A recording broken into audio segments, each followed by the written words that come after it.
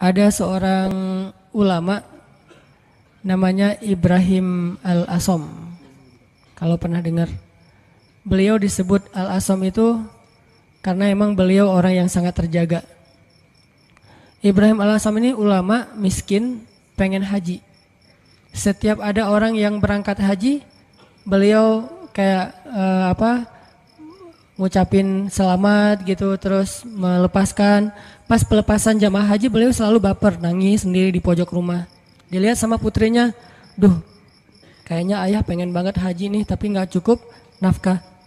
Anaknya yang putri yang paling sulung nanya, "Pah, kenapa sih papa gak haji aja?" Kata Ibrahim Al-Asom, "Nak, kalau ayah haji, terus yang nafkahin kalian siapa? Biaya haji mungkin murah, tapi nafkahnya siapa? Sementara istrinya, keluarganya gak ada yang nafkahin selain suaminya ini, orang tua." Akhirnya anaknya bilang, "Allah yang menafkahi kami. Berangkatlah wahai ayah, serahkan kami kepada yang lebih baik daripada ayah, yaitu Allah." Terus anaknya nanya, "Ayah itu pemberi rezeki atau pemakan rezeki?" Ini anak luar biasa nih. Ayah itu pemberi rezeki atau pemakan rezeki? Ayahnya bilang, "Pemakan rezeki sama seperti kamu dan yang lain." "Ya kalau gitu serahkan kami kepada pemberi rezeki. Berangkat wahai ayah." Beneran. "Ibu gimana?" "Udah ibu biar aku aja yang ngobrol sama ibu mah. Biarin ayah berangkat haji, nanti biar Allah yang jaga kita." Setelah dibujuk akhirnya setuju. Berangkat nih Ibrahim Al-Asom. Berangkat. Di tengah jalan berdoa, "Ya Allah, saya titipkan keluarga saya kepada Engkau. Engkau sebaik-baik yang menjaga, yang memelihara. Saya aja Engkau pelihara, apalagi keluarga saya." Akhirnya berangkat. Hari pertama nafkah yang disiapin sama ayah mereka masih cukup. Hari kedua, hari ketiga, hari keempat mulai kurang nih.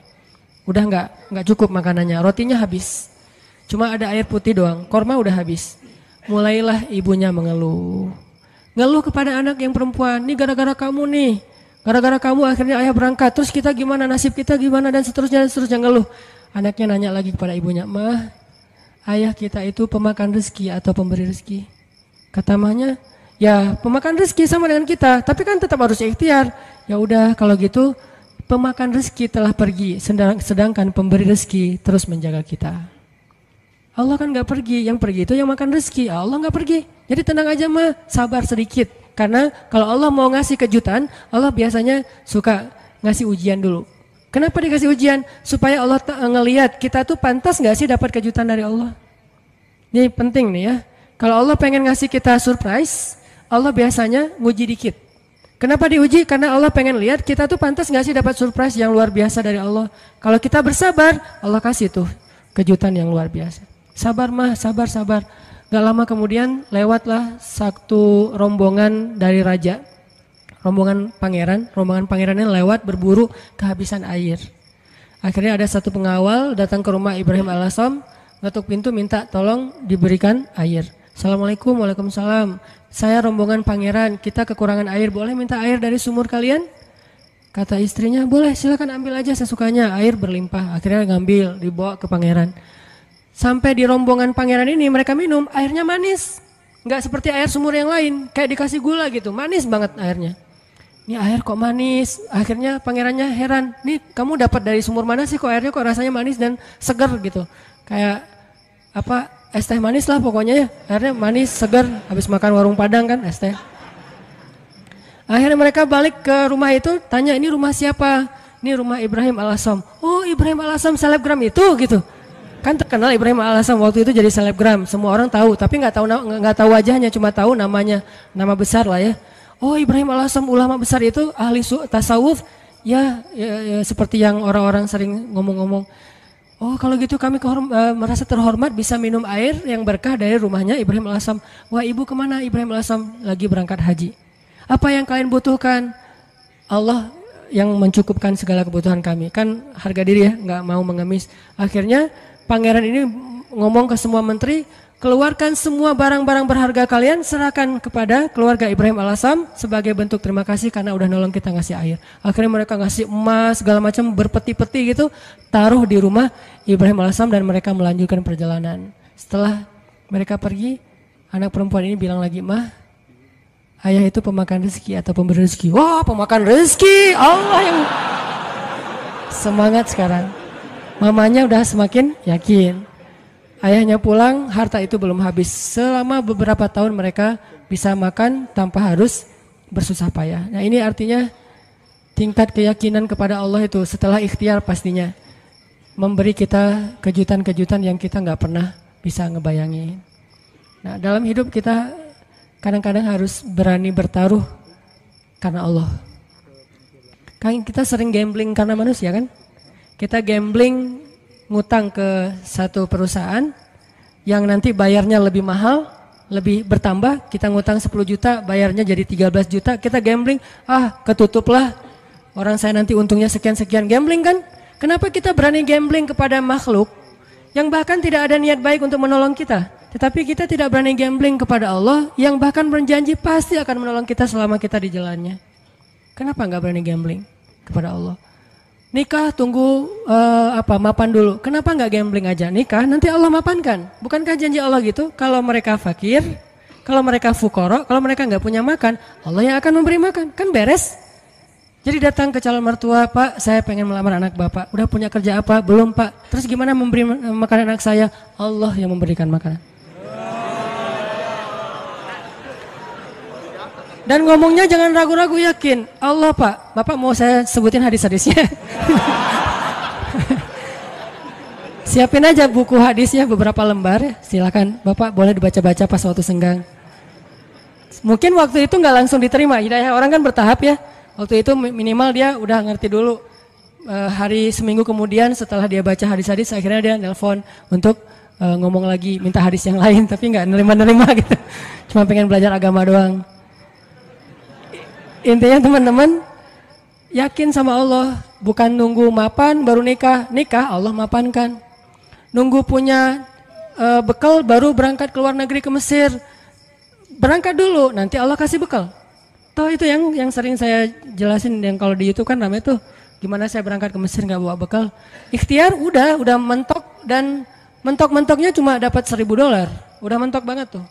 Tabungan dikuras, kemudian ikut beberapa perlombaan supaya dapat hadiah. Memang waktu itu saya nggak ikhlas, pengen juara supaya dapat hadiah, dapat 500.000, dapat 1 juta. Wah bisa dikumpulin $1.000, habis bayar tiket sama travel, nggak ada uang sisa sama sekali, Rp1 juga nggak. Kan ikhtiarnya udah mentok nih. Apakah doa pernah mentok? Doa itu nggak ada mentoknya, ada aja terus. Ya udah ya Allah, saya udah ikhtiar, dapatnya cuma $1.000. Sisanya pasti banyak, cuman ada di sisi Allah, bukan di sisi saya. Ada banyak, cuman di sisi Allah. Allah ghaniyun, Allah maha kaya. Wa ma indallahi khair, dan apa yang ada di sisi Allah pasti lebih baik daripada yang di sisi kita. Allah ngasihnya pas kita butuh. Sekarang saya kan belum butuh, butuhnya buat bayar travel. Ya udah Allah bayarin dulu buat travel. Kalau buat makan nanti ngasihnya pas mau makan, jangan sekarang. Kita kan sering yakinnya kalau udah ada di tangan kita, bukan di tangan Allah, dan itulah derajat keyakinan kita. Makanya yang terjadi keajaiban dalam hidup kita itu ya gitu-gitu aja. Kita yakin apa yang ada di tangan kita, bukan yakin apa yang ada di tangan Allah. Terus jangan di tangan Allah, saya gimana nanti? Ya pas kita butuh Allah kasih. Jadi ibaratnya kita kayak nitipin duit ke orang yang sangat terpercaya, orang tua kita gitu.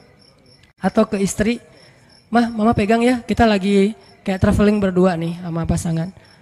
Yang kamu yang pegang duitnya, kasih berapa? 10 juta, jalan ke Bali gitu. Kita khawatir gak jalannya? Enggak, orang duitnya udah dipegang pasangan kita kan, dan kita percaya nggak mungkin dia duit itu dipakai sendiri, tiba-tiba dia beli gaun, beli apa, habis aja duitnya. Nggak mungkin, dia paham manajemen keuangan kita. Pas bayarin taksi, keluarin sama dia. Bayarin kasih tips ke bel saya di hotel, bayarin sama dia 15.000, 20.000. Ada terus ketika kita butuh. Gitu juga kita menitipkan nasib kita kepada Allah. Masalahnya cuma yakin. Bukan ada apa enggak, adanya pasti, yakin enggak, itu doang masalahnya. Sama kayak kita nitip ke pasangan tadi, ada duitnya, yakin enggak bahwa duit itu nanti akan dikasih pas kita butuh? Yakin. Berarti ke Allah juga harusnya kayak gitu. Bukan enggak ada duitnya, bukan enggak ada hartanya, bukan enggak ada kebaikan dan anugerah itu. Ada banget. Cuman yakin enggak kita Allah sebaik-baik yang memelihara? Berangkat ke Mesir, butuh makan, baru Allah kasih buat makan. Butuh bayar kos-kosan, awalnya 3 bulan pertama baru Allah kasih buat kos-kosan. Butuh, setiap butuh Allah kasih.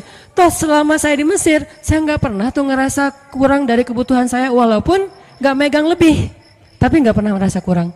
Sama kan? Apa bedanya dengan orang yang megang lebih? Nih ya, ada 2 orang nih. Yang satu pegang duit banyak, tapi yang dibelanjakan segitu-gitu aja. Yang satu nggak pegang duit banyak, tapi yang dibelanjakan juga sama dengan yang pegang duit banyak. Bedanya apa? Cuman beda tenang doang ya. Yang satu tenang karena megang duit banyak, yang satu nggak tenang karena nggak megang duit kan? Cuma beda itu doang. Padahal yang dibelanjain sama.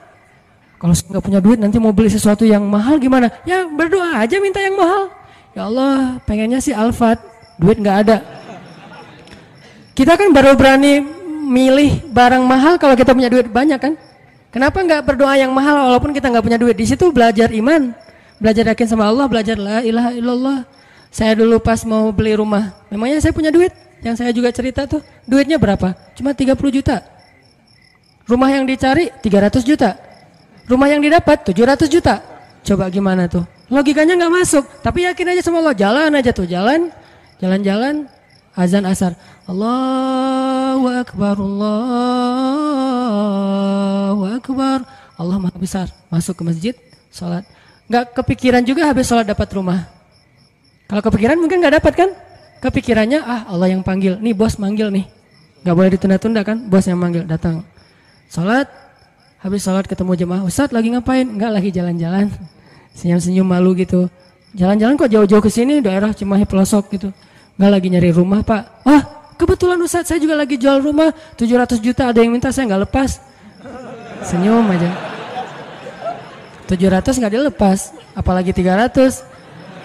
Enggak pak, saya nyari-nyari yang kecil-kecil aja, yang 2 kamar buat saya sama anak. Oh, udah Ustadz lihat aja dulu, siapa tahu berubah pikiran. Enggak apa-apa, makasih gitu. Pulang nih, malam dia telepon lagi, Ustadz please besok datang ya. Ini benar ya kata Nabi, kalau kita nggak mencari dunia, dunia tuh ngejar-ngejar kayak memelas gitu, begging ke kita tuh. Bayangin dunia begging. Please Ustadz datang, please Ustadz ambil saya, kata si rumah teh. Rumahnya minta begging ke saya supaya saya tinggal di situ. Ya saya mah orangnya biasa-biasa aja. Karena nggak yakin kalau itu bisa gitu ya. Ya udah karena menghargai dia datang besoknya. Bukan untuk ngelihat rumah, menghargai orang yang meminta. Datang pas ngelihat garasinya muat 3 mobil, makin nggak mungkin. Ada kolam renang anak, makin nggak mungkin. Kamarnya 10, wah nggak mungkin. Gimana Ustadz kata dia? Rumahnya besar ya Pak. Gitu doang basa-basi. Gimana Ustadz, tertarik? Ya siapa nggak tertarik rumah kayak gini, tapi saya nggak nyari yang kayak gini-gini Pak. Males ngerawatnya, nyapunya susah. Gitu. Alasan gitu. Udah Ustadz sanggupnya berapa? Saya nyarinya yang 300 juta sih Pak. Udah ambil aja Ustadz. 300 juta langsung ambil. Saya baru bilang cuman duitnya 30 juta. Mungkin dia nggak enak juga mau ngomong, Ustadz ngomong dari tadi kayak gitu ya. Saya duitnya cuma 30 juta Pak, boleh nggak saya cari dulu cicilan kemana gitu. Saya lagi nyari-nyari yang finance syariah untuk cicil. Udah Ustadz nggak usah gitu-gitu, ribet. Udah nyicil ke saya aja kalau Ustadz ada duit. Berapa lama nih? Ya terserah Ustadz. Mau setahun, 2 tahun, 10 tahun terserah Ustadz deh. Alhamdulillah sampai setahun lunas. Allah kasih rezeki. Yang tadinya kita tuh nggak punya rezeki sebanyak itu untuk bisa ngelunasin hutang besar. Tapi begitu Allah kasih kesempatan, bukan sengaja mau berhutang, Allah mudahkan, ya udah. Akhirnya ada aja jalan. Saya usaha awalnya jual beli pulsa gitu kan, ada 60 cabang pulsa dulu di Bandung, belum ada Indomaret, Alfamart. Terus mulai naik lagi jual beli mobil bekas, mulai naik lagi main di properti sedikit-sedikit, nggak banyak, nggak gede sih. Tapi di situ Allah ternyata benar ya, kalau kita mintanya ke Allah, Allah Maha Kaya, bisa ngasih lebih dari yang bisa dikasih oleh manusia. Kalau minta ke manusia, minta banyak-banyak amat sih, kan gitu kan ya. Minta ke perusahaan finance, pasti dia minta jaminan. Jaminannya dia akan ngasih maksimal setengah dari harga anggunan yang kita gadaikan. Itu artinya kita selama ini belum bisa tenang, belum bisa tumakninah kalau belum ngelihat materi itu di kantong kita, di saldo kita. Seolah-olah kalau itu di tangan Allah nggak ada. Itu masalah kita. Masalah kita di situ teman-teman. Seolah-olah kalau masih di tangan Allah itu belum ada. Padahal di tangan Allah itu lebih ada daripada di tangan kita. Kenapa? Di tangan Allah itu nggak akan raib. Nggak ada yang bisa nyolong di tangan Allah. Di tangan kita banyak yang bisa nyolong. Di tangan Allah itu nggak mungkin diambil orang, dicopet, dijamret, nggak mungkin. Di tangan kita gampang banget dijamret. Di tangan Allah nggak mungkin salah ngitung, di tangan kita gampang salah ngitung. Di tangan Allah nggak mungkin mubazir, sia-sia, salah penggunaan. Di tangan kita mungkin banget salah digunain. Akhirnya mubazir, sia-sia. Artinya apa yang di tangan Allah khair. Wa ma indallahi khair, benar-benar lebih baik. Cuman Allah kenapa nggak nunjukin fisiknya? Karena Allah nggak pengen kita melihat itu dengan mata kita. Allah pengen kita melihat itu dengan hati dan iman kita. Jadi yang bisa mendapatkan apa yang di tangan Allah itu hanya orang yang bisa ngelihatnya dengan iman dan hatinya, bukan dengan matanya. Kalau kita cuma ngandelin mata terus menerus, berarti yang kita akan alami dalam hidup itu hanya yang terlihat saja. Yang tadi saya bilang logis dan ilmiah, dan itu nggak ajaib. Walaupun itu juga hal-hal aja sih, baik-baik aja buat kita. Tapi kan kita pengen naik level lebih baik, lebih enjoy lagi dengan hidup. Berarti kita harus belajar menggunakan mata batin. Dan mata batin ini adalah iman. Mata batin ini basiroh. Mata batin ini adalah tazkiyatun nufus. Mata batin ini adalah al-qalb. Hatinya. Al-fiqhu fiqhul qalb.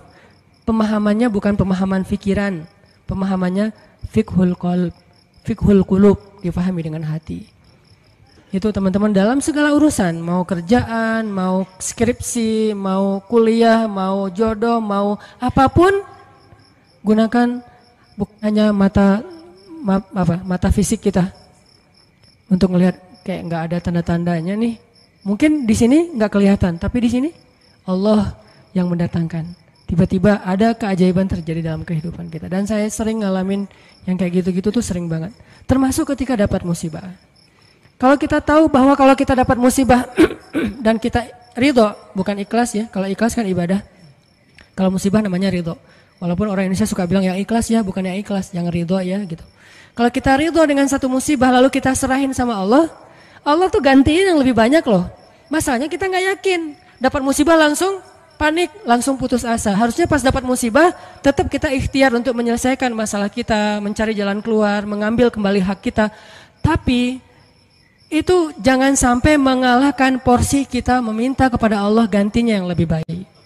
Begitu dapat musibah, ini bukan cuma antara kita dengan orang, tapi antara kita dengan Allah. Ya udah, kalau lo curang sama gua, ya Allah beri saya yang lebih baik daripada yang sudah hilang dari saya. Allahumma ajurni fi musibati wa akhlif li khairam minha. Langsung Allah ganti. Dan itu janji Rasul. Mana pernah Rasulullah berdusta? Tidaklah orang berdoa dengan doa itu ketika musibah, kecuali Allah akan memberikan gantinya yang lebih baik untuk dia. Tapi kita harus benar-benar yakin dan bijaksana. Maksud bijaksana sini, jangan mendikte Allah harus seperti yang kita pengenin. Kadang Allah ngasih yang lebih baik, nggak mungkin yang lebih kurang. Minimal sama atau lebih baik, nggak mungkin kurang dari itu. Doa, saya pernah mobil saya diserempet orang, terus orangnya pergi. Saya ini ternyata untuk benerin mobil yang keserempet itu 1,5 juta. Langsung doa waktu itu juga, pas lagi kena musibah, jangan tunggu marah dulu beberapa hari baru doa. Saat itu juga, Allahumma ajurni fi musibati wa akhlif li khairam minha. Orangnya udah nggak ketahuan di mana, nggak bisa ngejar lagi. Tapi saya udah rugi 1,5 juta. Gimana nih ya Allah, beri saya ganti yang lebih baik. Seminggu kemudian Allah ganti 15 juta. Benar kan 10 kali lipat? 15 juta. Dan itu bukan sedekah, bukan pemberian orang yang kasihan. Allah kasih jalan mungkin lewat usaha apa, lewat penghasilan apa, lewat untung dari mana. Yang jelas halal. Dan itu 15 juta, 10 kali lipat. HP saya jatuh. HP waktu itu harga yang punya pertama harga 2 juta. Ada qiyamul lail di masjid markasnya Pemuda Hijrah. Saya bangun jam 2, acaranya jam 2. Jadi udah telat kan. Bangun langsung panik gitu. Orang-orang pada nunggu. Miss call udah 15 gitu, banyak banget. Ustaz di mana aja? Akhirnya panik, wudu. Karena panik pakai baju segala macam, HP jatuh dan kacanya langsung pecah dan gak bisa dipakai. Saat itu juga saya doa, ya Allah beri saya ganti yang lebih baik darinya. Berangkat ke masjid. Paginya Allah ganti dengan Note 5 yang waktu itu harganya 10 juta. Gimana caranya? Allah punya banyak cara, ada aja. Tiba-tiba ada usaha ini yang mungkin untung sedikit, dari sini ada apa, ada yang hadiah atau ada apa. Banyak banget subulana, jalan-jalan kami. Tinggal minta aja sama Allah. Sehingga kalau kita yakin dengan ini, begitu diputusin, kita adik kakak aja ya, nggak apa-apa. Langsung nih. Kan dalam kondisi kayak gitu kayaknya kita lagi ngejos banget ya imannya. Doanya lagi khusyuk banget tuh. Sholat aja nangis-nangis kan. Padahal imam tuh belum baca ayat, kita udah nangis. Allahu Akbar. Takbirnya aja khusyuk, coba subhanallah itu. Kalau lagi diputusin emang gitu banget sih sholatnya. Pernah gak sih ngerasain? Gak pernah ya. Pokoknya waktu yang paling enak berdoa itu lagi habis diputusin. Habis rugi. Pokoknya lagi banyak masalah tuh doanya enak banget tuh. Tilawah Al-Quran baru alif lam mim udah nangis. Belum juga ayatnya la uqsimu biyaumil qiyamah tentang al-haqqah, enggak, bukan ayat-ayat kiamat. Alif lam mim doang. Atau nun nangis, nun doang nangis. Satu huruf gitu ya.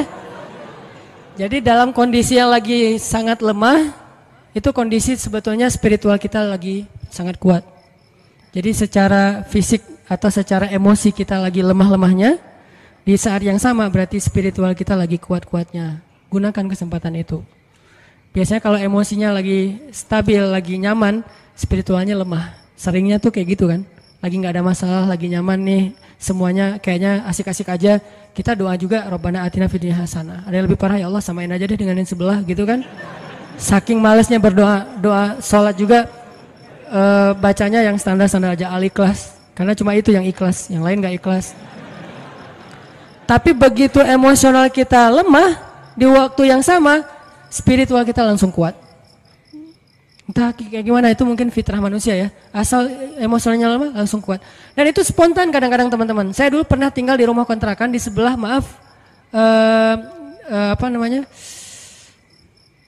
lokalisasi. Jadi di sebelah rumah saya itu ada kayak asrama kayak gituan, kupu-kupu senja. Saya persis di sebelah rumahnya di Bandung tuh. Namanya Jalan Saninten. Kan ada Saritem, ada beberapa kan. Nih ada Saninten juga. Saya tinggal di sebelahnya. Kalau malam pokoknya kita sering dengar banyak hal-hal aneh aja di sebelah. Kalau saya mau ke masjid, saya sengaja ke masjid itu pakai jubah, pakai sorban, gitu ya. Terus janggut digini-giniin, padahal nggak panjang, tapi digini-giniin. Jalan depan cewek-cewek itu sore kan mereka udah pada duduk, udah selesai dandan, udah wangi kan, duduk depan gang tuh. Saya jalan, Assalamualaikum, Waalaikumsalam. Lewat. Kadang-kadang kalau malam mereka nggak kenal saya lagi lewat pakai motor gitu, langsung disamperin, om gini. Saya tinggal di situ. Oh ya maaf om, saya balik panggilin. Suka dipanggil-panggil gitu. Orang saya tinggalnya di situ. Pas anak udah agak gede, saya khawatir anak jadi nggak sehat dengan lingkungan itu baru pindah. Tadi mau cerita apa ya? Hah? Oh ya, spontan ya. Nah yang punya tempat itu pastinya nggak pernah sholat dan memang preman juga sih, badannya gede. Kalau dengan saya mungkin 4 kali saya lah, gede banget pokoknya, gede banget orangnya, tinggi besar dan nggak ada yang berani sama dia. Ada gempa waktu itu di Bandung, siang-siang gempa, dia lagi tidur di atas, biasa tidur pagi gitu, jam 10 pagi tidur. Pas gempa dia langsung loncat ke bawah, Allahu Akbar, Allahu Akbar. Saya kira ada demo apa gitu, dia takbir sendiri. Allahu Akbar, takbir, coba bayangin. Berarti kan spontanitas fitrah manusia itu ketika emosionalnya terganggu, spiritualnya naik kan. Dan itu kesempatan kita untuk kembali ke Allah banget tuh. Karena untuk dapetin spiritual yang sengejos itu, kalau normal susah, kita harus benar-benar ikhtiar. Tapi kalau lagi emosional kita drop, di sisi yang lain, sisi baiknya Allah langsung naikin spiritual kita. Tapi kalau kita abaikan, dua-duanya drop, habis kita. Jangan abaikan. Dia langsung takbir, Allahu Akbar, Allahu Akbar. Saya gempa, keluar semuanya dari rumah, takut runtuh. Pas udah beres gempa, ketawa-ketawa lagi gitu pada ngobrol.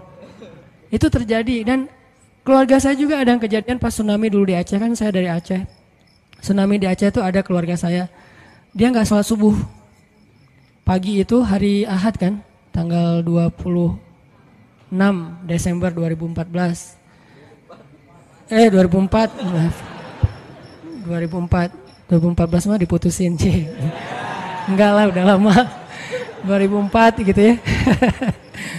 Nah, hari itu ada salah satu keluarga saya, dia nggak sholat subuh. Biasa, bukan waktu itu doang nggak sholat subuh, biasa dia nggak sholat subuh. Gempanya kalau nggak salah jam 9 apa jam 8, sejam kemudian tsunami.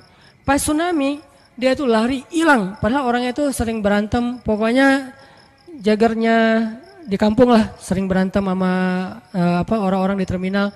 Tapi begitu tsunami dia lari duluan. Adiknya malah ikut lari sama dia, ditarik sama dia lari. Pas sudah di tengah jalan, ingat balik lagi ke rumah karena dia ingat ibu sama kakaknya ketinggalan. Dia pengen nyelamatin ibunya. Kenapa yang satu lari terbirit-birit hilang, yang satu lagi balik? Karena yang satu itu ngerasa banyak dosa. Kalau saya mati hari ini, habis saya nanti di akhirat nih. Dia nggak berani mati. Daripada saya mati tapi belum sholat subuh, lari dia tuh. Yang tadi sholat subuh balik lagi. Nah ini jujurnya ketika spiritual berbicara kan. Mungkin kalau spiritual kita nggak bicara, kita akan sombong ngerasa apaan sih akhirat, apaan sih tauhid, apaan sih agama, apaan. Tapi begitu ada masalah yang pertama kita sebut siapa selain ibu kita? Allah, minimal oh my God. Dan itu bentuk dari fitrah manusia bahwa dia masih mengakui Tuhan. Tinggal masalah Tuhan yang mana nih kan itu ya. Tapi masih mengakui Tuhan. Ketika fitrah dan spiritual kita bicara, harusnya kita dengar dan itulah ucapan yang paling benar. Kalau yang bicara itu emosi kita, belum tentu benar, dia subjektif. Tapi kalau yang ngomong itu fitrah, itu benar banget tuh. Sehingga teman-teman gunakan kesempatan pas lagi dapat musibah, ya Allah, angkat kedua tangan kita, doa kepada Allah, mulai dengan memuji Allah, kemudian salawat kepada Rasulullah, minta yang setinggi-tingginya nggak masalah. Karena kalau Allah nggak ngasih di dunia kayak gitu, Allah kasih kayak gitu di akhirat, bahkan lebih baik dari itu. Apa sih ruginya kita minta, ya Allah beri saya Ferrari. Ini yang nggak tahu diri nih mintanya Ferrari gitu. Tapi kan minta ke Allah nggak masalah. Dan kita yakin kalau nggak dikasih Ferrari di dunia, minimal dikasih Ferrari di akhirat. Bangkit dari kubur, ada Ferrari. Halusinasi, ternyata dia belum meninggal, mimpi gitu. Bangkit dari kubur, datang kendaraan nih. Dan benar-benar kan di akhirat ada kendaraan kan. Cuman bahasa hadisnya kendaraan dari cahaya, kendaraan dari amal soleh. Tapi bahasanya kendaraan. Dan kita akan mengendarai kendaraan itu untuk bisa ngelakuin touring sepanjang Padang Mahsyar. Padang Mahsyar tuh touringnya capek banget loh. Itu touring paling heboh tuh. Di mana pusat Padang Mahsyar teman-teman? Palestina. Hari ketika manusia disidang, dibangkitkan, spot bangkitnya, meeting pointnya, itu Palestina. Makanya di dalam Al-Quran Allah menyebutkan Palestina itu dengan istilah Yauma yunadil munadi mim makanin qarib. Hari ketika malaikat memanggil manusia dari tempat yang dekat. Semua ulama tafsir sepakat tempat yang dekat itu artinya Palestina, Al-Quds. Siapa yang meninggalnya di Palestina, itu sebuah kebaikan yang luar biasa karena nanti dia akan bangkit lebih dulu dan akan dimudahkan hisapnya. Itulah keutamaan salah satunya meninggal di Palestina walaupun gak semuanya punya nasib yang sama. Tapi setidaknya manusia bangkit. Terus dari sini ke Palestina ngapain? Gimana jalannya? Mau jalan kaki? Dari Bekasi ke sini aja tadi berapa jam jalan kaki kan? Apalagi dari Sunda Kelapa ke Palestina, itu jauh banget loh. Jalan kaki itu bisa bertahun-tahun sampai ke Palestina. Dan itu bumi yang sekarang. Sedangkan Padang Mahsyar ribuan kali lipat lebih besar daripada bumi sekarang. Dan bumi Padang Mahsyar itu belum ada sekarang. Nanti Allah jadikan lagi setelah kita bangkit. Karena Allah berfirman di akhir surat Ibrahim, Yauma tubaddalul ardu ghairal ardi was samawat. Hari ketika ard itu bahasa Arab jadi bahasa Inggris earth. Itu bahasa Arab. Yauma tubaddalul ard ghairal ard was samawat. Hari ketika bumi yang lama diganti dengan bumi yang baru. Bumi yang lama namanya bumi yang sekarang, dunia, ardud dunia. Bumi yang baru namanya ardul mahsyar, padang mahsyar. Ukurannya miliaran kali lebih besar daripada bumi yang sekarang. Karena semua planet, bintang-bintang itu disatuin jadi satu bumi. Dan matahari cuma jadi satu dan dekat banget. Dan artinya jarak kita ke Palestina aja udah miliaran kali lebih jauh dari sekarang. Kalau nggak punya kendaraan terus mau jalan kaki kapan sampainya. Itulah kenapa ada orang di Padang Mahsyar ribuan tahun nggak beres-beres. Kenapa? Jalan doang dari ribuan tahun belum disidang. Harus ke Palestina. Sampai di sana sidangnya juga lama. Belum lagi ngelewatin Sirat. Sirat itu panjangnya dari bumi ke langit. Dan langit terjauh yang pernah ditemukan oleh sains berapa miliaran tahun perjalanan cahaya kan, bukan jalan kaki. Kalau nggak punya kendaraan gimana sampainya ke surga? Jadi untuk bisa sampai ke surga aja teman-teman, nggak ada kendaraan, itu mungkin menghabiskan usia kita miliaran tahun loh, belum sampai ke surga. Terus gimana dong Ustadz? Kita harus punya banyak kendaraan dan kebaikan. Karena cuma itu yang bisa memudahkan perjalanan kita. Itu touring panjang banget. Jadi minta, ya Allah yang kecepatannya berapa ribu kekuatan kuda misalnya, Ferrari. Gimana cara dapetin Ferrari itu? Doa terus menerus. Kalau nggak dikasih di dunia, yakin dikasih di akhirat. Kalau saya mah mending milihnya di dunia mah yang biasa-biasa aja, di akhirat yang luar biasa. Kenapa? Yang biasa-biasa juga di dunia udah cukup buat kita. Tapi yang luar biasa di akhirat itu emang kita butuhin banget. Ya Allah, matanya besar, hidungnya mancung, alisnya bertaut. Jadi alisnya tuh nggak ada pemisah, nyatu gitu. Alisnya bertaut. Kalau perlu ditato gitu ya alisnya biar lurus. Alisnya bertaut ya Allah, atau kayak pedang gitu. Pedang ali bercabang. Tingginya sekian ya Allah, kulitnya putih Korea lah. Minta yang sebaik mungkin. Nanti kalau nggak dikasih jodoh kita kayak gitu di dunia, maka jodoh kita yang di dunia itu nanti akan Allah perindah di akhirat. Dan saya sering cerita, di surga itu nggak ada jomblo. Jadi nggak usah khawatir. Tetap ada wedding lah di surga. Dan WO-nya itu para malaikat banget. Malaikat yang nyiapin segala macam. Kita dirias sama malaikat. Nang sini nang, dirias sama malaikat. Malaikatnya tuh yang bagian rias yang keren-keren gitu. Dirias, udah secantik-cantiknya. Rambutnya nggak kusut lagi selama-lamanya, nggak ada cerita aduh keringetan ya, aduh AC-nya mati ya, ternyata ini apa segala macam, nggak ada tuh di surga. Selalu bahagia. Baitun, rumah yang tidak ada teriakan dan tidak ada keluhan itu cuma ada di surga. Di rumah tangga di dunia tetap ada. Gimana pun soleh keluarga Nabi, Aisyah kadang-kadang mengeluh manusiawi, tapi di surga nggak ada. Nikah di surga. Siapa yang jadi walinya? Allah Subhanahu wa Ta'ala. Saya nikahkan kamu dengan perempuan yang soleha ini, perempuan dunia yang udah jadi bidadari dengan mahar surga satu seluas langit dan bumi. Saya terima nikahnya. Nggak ada cerita di surga itu ngucapin akad nikah salah, itu nggak ada. Sah kata saksi, sah nggak ya, sah nggak ya, nggak deh. Ternyata saksinya mantan belum bisa move on. Gitu. Hati-hati cari saksi ya, jangan mantan. Pasti nggak sah melulu itu mah, 10 kali juga nggak sah. Intinya teman-teman, surga itu didapetin kalau kita benar-benar di dunia ini menggunakan semua kesempatan di sisi Allah SWT. Ada masalah minta ke Allah, ya Allah, doa aja yang sebaik mungkin, gak ada sia-sianya. Itu beberapa kisah yang mudah-mudahan bisa booster semangat kita beramal soleh dan selalu hadir dalam majelis para ulama. Dengerin taklim itu bukan berat ya, bukan untuk kita menganggap diri kita paling benar, yang lain salah, kita masuk surga, yang lain neraka, kita petunjuk, yang lain sesat, bukan. Dengerin taklim tuh untuk apa? Ngecas iman kita masing-masing. Jadi kalau dengerin materi, oh ini teman gua banget nih, ini dia banget nih, ini istri banget nih, ini suami banget, enggak, ini saya banget. Saya sering banget tuh dengerin taklim yang kayaknya khatib itu kayak ngomongin saya tuh. Kan saya udah 2 tahun ini enggak khutbah Jumat, jarang banget khutbah Jumat, sengaja enggak ngambil jadwal khutbah karena saya pengen jadi yang mendengar. Kalau dulu setiap Jumat khutbah, kalau sekarang setiap Jumat pengen dengerin ceramah. Sering banget tuh pas denger ceramah si khatib itu kayak kenal saya padahal kita nggak kenal. Yang diomongin saya aja tuh. Ada orang begini-begini lah saya tuh. Kalau kayak gini dia begini, dia ngomong dan segala macam, dia kadang-kadang membicarakan sesuatu yang dia tidak amalkan. Dah gua banget nih. Terus aja kayak diceramahin seolah-olah satu masjid itu isinya cuma saya sendiri. Gak ada yang lain. Kan kita sering kan kayak gitu ya. Kenapa? Allah yang menggerakkan lisan seorang ustadz, ulama untuk menasihati kita. Sehingga gak perlu kita, wah ini mirip teman saya nih, harusnya dia dengar ya, harusnya saya rekam ya, ini harusnya istri saya dengar nih, harusnya suami saya dengar. Jangan mencari nasihat untuk orang lain, carilah nasihat untuk diri kita sendiri. Kalau kita lagi ada masalah sama pasangan, nanti kalau udah ada pasangan maksudnya, kalau kita punya masalah sama pasangan ya, jangan pernah googling hadis-hadis pasangan. Suami googling istri-istri yang soleh hadis, search.